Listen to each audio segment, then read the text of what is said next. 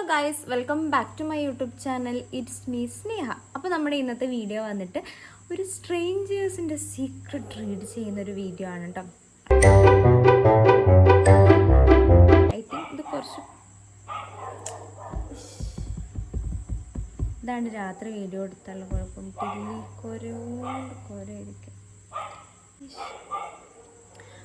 നമുക്ക് മെയിൻറ്റെയ്യണം, വീഡിയോയിലോട്ട് പോകാം.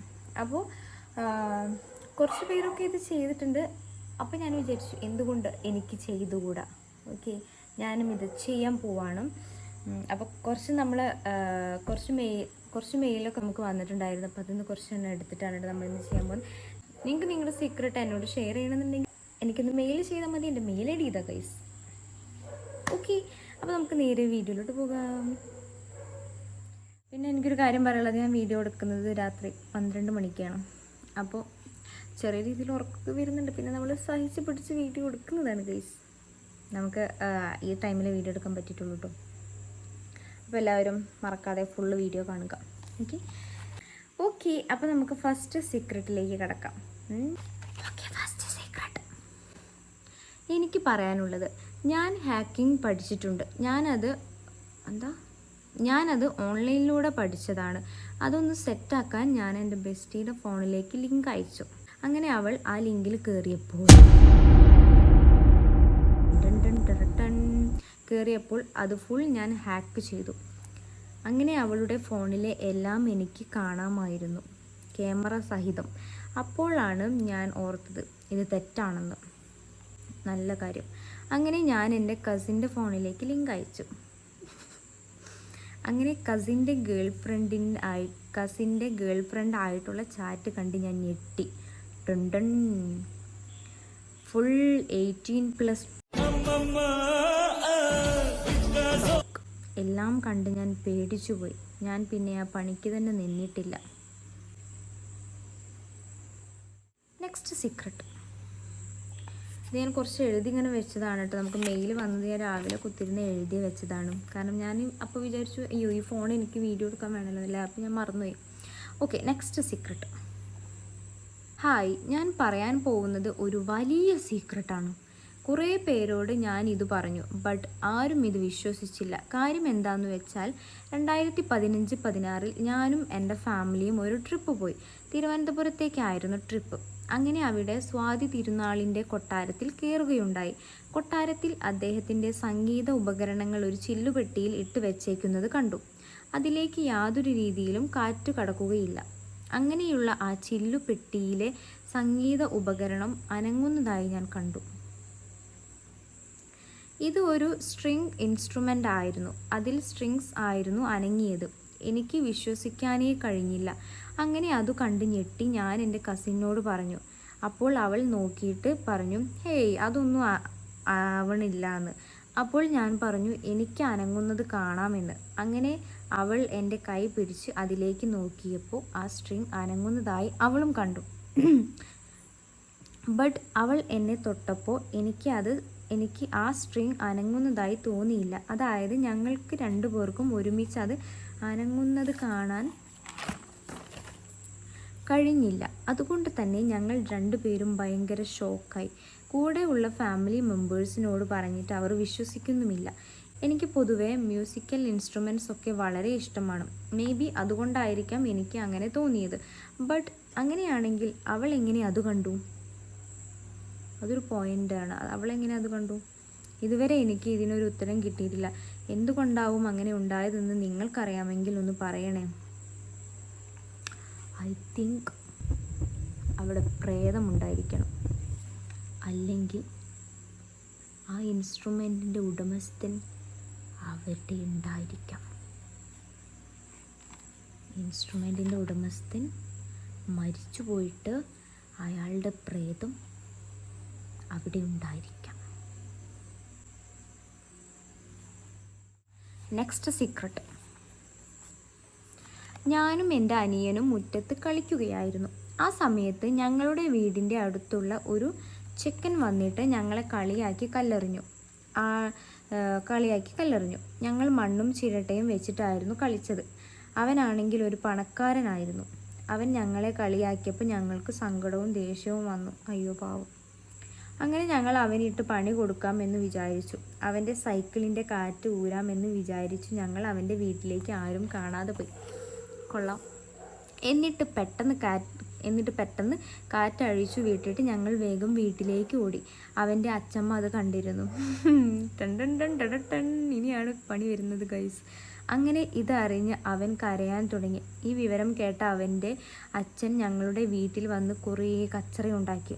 അങ്ങനെ ഭയങ്കര അങ്ങനെ വളരെ വലിയൊരു കച്ചറയായിട്ട് അത് മാറി. അവർ ഇപ്പോഴും ഞങ്ങളോട് മിണ്ടാറില്ല. ഇതുവരെ ഞങ്ങളോട് മിണ്ടിയിട്ടില്ല. അങ്ങനെയൊന്നും സത്യം പറഞ്ഞാൽ ചെയ്യാൻ പാടില്ല. കുട്ടികൾ അവിടെ എന്തെങ്കിലുമൊക്കെ കാട്ടിയെന്ന് വിചാരിച്ചിട്ട് വീട്ടുകാർ ഇത്രയും കാലമൊക്കെ മിണ്ടാതിരിക്കണോ? അതിൻ്റെ അത് ആവശ്യമില്ല ഗൈസ്. Next secret. 7 ഇയർ ആയിട്ട് ഞാൻ ഒരാളെ പ്രണയിക്കുന്നുണ്ട്. അതെനിക്ക് അയാളോട് നേരിട്ട് പറയാൻ എനിക്ക് ആഗ്രഹമുണ്ട്. എന്നൊന്ന് ഹെൽപ്പ് ചെയ്യാൻ പറ്റും? ഓക്കെ, ഇതൊരു സീക്രട്ടാണെന്ന് ചോദിച്ചാൽ സ്മോൾ സീക്രട്ട്. ഇതിട്ടിട്ടുള്ള വ്യക്തിയെ ഈ വീഡിയോ കാണുന്നുണ്ടെങ്കിൽ എനിക്ക് പറയാനുള്ളത്, നിങ്ങൾക്ക് ഒരാളോട് പ്രണയം തോന്നിക്കഴിഞ്ഞാൽ നിങ്ങൾ ഓൺ ദ സ്പോട്ടിൽ നിങ്ങൾ പറയുക. അല്ലെങ്കിൽ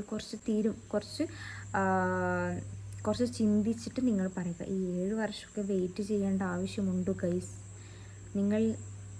നിങ്ങൾക്ക് പ്രണയം തോന്നിയിട്ടുണ്ടെങ്കിൽ നിങ്ങളത് അവരോട് തുറന്നു പറയുക. അല്ലെങ്കിൽ വേറെ ചെക്കന്മാർ അല്ലെങ്കിൽ വേറെ ആൾക്കാർ അവരെ കെട്ടിപ്പോകും. സോ നിങ്ങൾക്ക് പറയാനുള്ളത് ആരോടാണ് എന്താണെന്ന് വെച്ചാൽ നിങ്ങൾ വേഗം പറയുക. അതാണ് എനിക്ക് പറയാനുള്ളത്. So I can help. Next secret. അയ്യോ ഗൈസ്, ഇത് ഭയങ്കര രസമാണ്. ഓക്കെ, ലൈഫിൽ ഒരിക്കലും ഓർക്കാൻ ഇഷ്ടമല്ലാത്ത കുറച്ച് ദിവസങ്ങൾ. എനിക്ക് 20 വയസ്സിൽ പെട്ടെന്ന്, അതായത് ഇത് വേറെ കൺട്രീസും നമ്മുടെ മലപ്പുറംകാരല്ല, അവർ അനക്ക് എന്നാ പറയാം. എനിക്ക് എന്നുള്ളത് അനക്കെന്ന് പറയുന്ന ടീംസാണ്. അവിടെ ഏതാ ജില്ല എന്ന് എനിക്ക് കറക്റ്റ് അറിയില്ല. എന്തായാലും പോട്ടെ.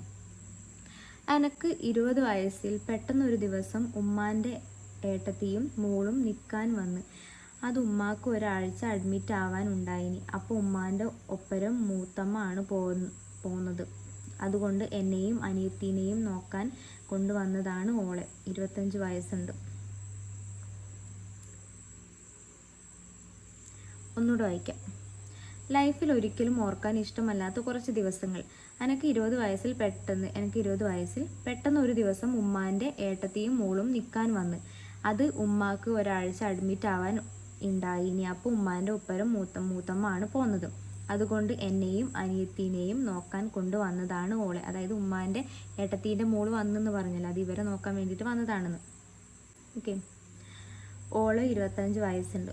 ഓൾക്ക് ഞാനുമായിട്ട് നല്ല കമ്പനിയാണ്. അങ്ങനെ എൻ്റെ ഫോൺ സിനിമ നോക്കാൻ എന്ന് പറഞ്ഞ് വാങ്ങി. എന്നിട്ട് കുളിച്ചിട്ട് വരുമ്പോൾ, നീ ഇംഗ്ലീഷ് പടം എല്ലാം കാണുമല്ലേ എന്ന് പറഞ്ഞ് ഫോൺ തന്നു.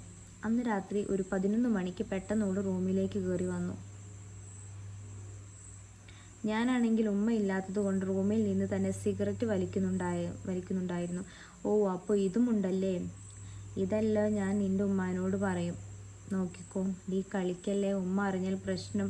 ഞാൻ എന്ത് വേണേലും വാങ്ങിത്തരാം. നീ ഒന്നും തരാൻ ഞാൻ എന്ത് വേണമെങ്കിലും വാങ്ങിത്തരാം. നീ ഒന്നും തരേണ്ട. ഞാൻ ചോദിക്കുന്നതിന് സത്യം പറയണം. അവൾ പറഞ്ഞു, നീ ഒന്നും തരണ്ട, ഞാൻ ചോദിക്കുന്നതിന് ആൻസർ തന്നാൽ മതിയെന്ന്. നിൻ്റെ ഫോണിൽ ഞാൻ 2 വീഡിയോ കണ്ടിന്. അപ്പം നിനക്ക് ഈ സ്വഭാവം ഉണ്ടല്ലേ? ഇനി നിൻ്റെ ഫോണിൽ ഇനി അതുപോലെ നീ ആരെയെങ്കിലും ആക്കിനോ?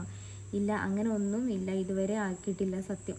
എന്നിട്ട് ഓള് റൂമിൽ നിന്ന് പോയിട്ട് 10 മിനിറ്റ് കഴിഞ്ഞ് വീണ്ടും വന്ന് എൻ്റെ അടുത്തിരുന്നിട്ട് നിൻ്റേൽ വേറെ വീഡിയോ ഉണ്ടോ? ഞാൻ ആകെ ഒരുമാതിരി ആയിപ്പോയി. ഇല്ല, എൻ്റെ കയ്യിൽ വേറെ ഒന്നുമില്ല, നീ പോയിക്കോ, അനിയത്തി കണ്ടാൽ സീനാവും. അപ്പോൾ അവൾ പറയാം, അത് പ്രശ്നമില്ല, ഓളെല്ലാം നേരത്തെ ഉറങ്ങി, അതുകൊണ്ട് പേടിക്കണ്ട, ഇവിടെ ഇപ്പോൾ വേറെ ആരുമില്ല എന്ന് പറഞ്ഞ്. ഗൈസ്, ഇനി അങ്ങോട്ട് എനിക്ക് വായിക്കാൻ പറ്റുന്നില്ല, because my family is watching. So guys, ഈ സീക്രട്ട് എനിക്ക് നിങ്ങളുമായിട്ട് ഷെയർ ചെയ്യാൻ പറ്റുമെന്ന് എനിക്കറിയില്ല. First of all